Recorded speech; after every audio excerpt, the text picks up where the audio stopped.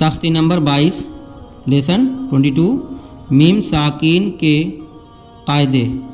اظہار شفوی. میم ساکین کے بعد با اور میم کے علاوہ کوئی اور حروف بالخصوص واو اور فا آئے تو میم کو ظاہر کر کے پڑھنا چاہیے. جیسے اردو میں ہم تم کی میم کو. اور اخفا شفوی. میم ساکین کے بعد با آئے تو گنہ کے ساتھ ادا اخفا ہوگا. گنہ کے ساتھ اخفا ہوگا. ادغام شفوی. میم ساکین کے بعد میم آئے تو میم کو میم سے ملا کر گنہ کے ساتھ پڑھا جائے گا. تو نمبر 1 اظہار شفوی. اس کو پڑھتے ہیں. بسم اللہ الرحمن الرحیم.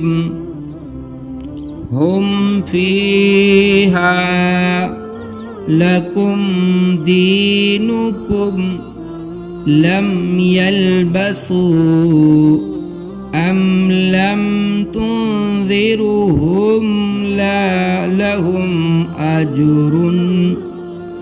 اظہار شفوی. اظہار شفوی اخفاء شفوی.